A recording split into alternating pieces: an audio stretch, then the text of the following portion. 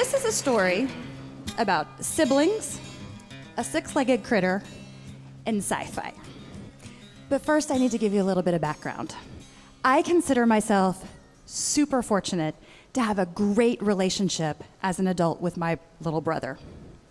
But this was not always the case. I read recently a proverb about siblings. Brothers and sisters are as close as hands and feet. Our hands and feet were close in close combat. I was the bossy older sister, mean. He was the well-behaved baby boy, whiny. And this continued well into our teen years. We could bicker about absolutely anything. And frankly, the only time we weren't fighting was on our monthly family movie outings. We could argue over the choice of movie, though, unless it was sci-fi.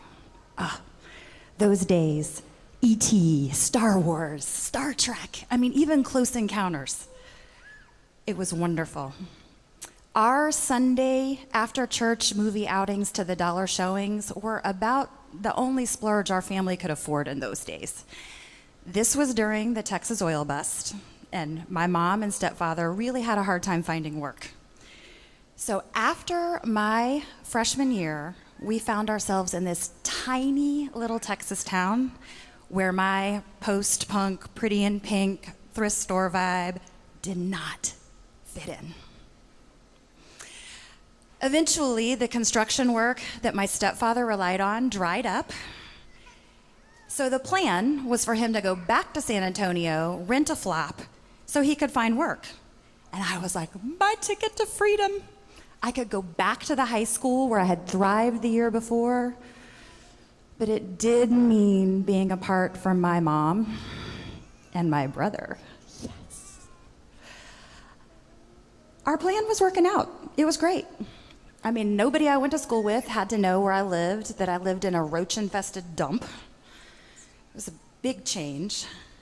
This place was basically 4 cinder block walls with a bedroom at one end and a little kitchenette area in the other. It wasn't the kind of place you got to know your neighbors, but you did get to know their roaches. Each building had 4 units that were exactly the same. And when management would treat one unit, your apartment would just get flooded with the 6-legged suckers. Flooded, until management finally got around to treating yours and the merry-go-round would turn. During this time, Mom and my brother Matt would come up on the weekends to visit, and some Saturday afternoon, I guess they were out running errands, and this was long before technology, so we found ourselves home alone playing a board game. This was the mid-'80s, but the carpet in this place was still that thick, matted 70s shag. But we were belly down on the floor, not even thinking about it. The ignorance of childhood. There's no way today I would ever consider touching flooring like that. As Matthew, though, was so comfortable, he was just kind of lying prone with his head toward the game board as he was taking his turn. Next, it was my turn, but I noticed movement out of the corner of my eye. And I realized that I was watching a kamikaze cockroach on a beeline mission straight for my brother's head. Before I could say anything, he yelped, jumps up, grabs his ear. It's like, something is in my ear. And I'm like, oh my God, there is a cockroach in his ear. Do I tell him? It was the 80s, and you could have gagged me with a spoon. I was a teenage girl after all. But all joking aside, I was scared. I knew I had to help him. The first thing we tried is he jumps up and down. Of course, that didn't work. Didn't work at all. He is scared, in pain, and by now, totally grossed out because I have told him that he has a roach in his ear. Quick, I grab some tweezers and a flashlight, and I'm trying to look, and he can't hold his head still, and he's crying. Tears are streaming down his face, and I cannot see a bit of that sucker that is trying to bore its way into my brother's head. Do we have any sci-fi fans in the room? Any Star Trek? Yep. The only thing I can think about the entire time is that scene in Star Trek. Yep, I'm seeing you nodding. That scene in Star Trek, Wrath of Khan, where Khan places the mind-controlling larva into Chekhov's ear. Chekhov's cinematic streaks don't hold a candle to the pitch my brother was reaching by this point.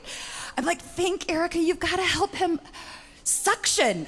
Okay, so I run to the kitchen, grab a plastic cup, shove it over his ear. Of course that doesn't work.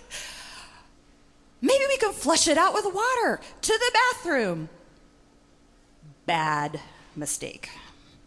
The introduction of another foreign substance into his ear canal, the roach just went crazy, and he screams, I think it's trying to get into my brain. I knew it. That roach was from SETI Alpha 5. There was no way I was going to let it get into my brother's brain. No way. As we're standing there, the tub has been filling with water. He's fully dressed, but he just plunges down into the tub, and he's dunking his head, and I'm like, is it out? Is it coming out? Splitters, no. 5, 10 times later, all of a sudden, there's a tiny almond-shaped German cockroach swimming in the water, completely oblivious to the pain it has caused by going into a dead-end ear canal just a few moments before. I'd like to say we were kind children, and we embraced the circle of life, understanding that the roach is just a roach, and set it free to live its roachy life. No. That roach met its judge and jury in that bathroom that day. My brother took his revenge on the roach, which ended in a ceremonious, watery toilet burial. We're spent. I mean, the adrenaline dump has happened. We both collapse on the edge of the tub.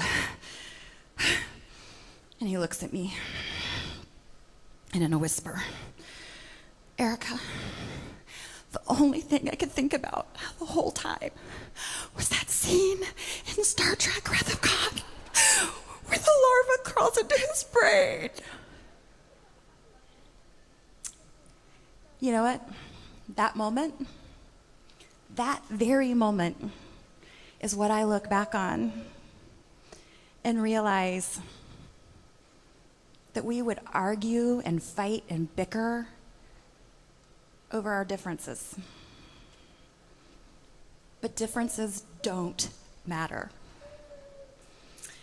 It's all the things that we shared in a tiny little cockroach that bonded us together. Thanks.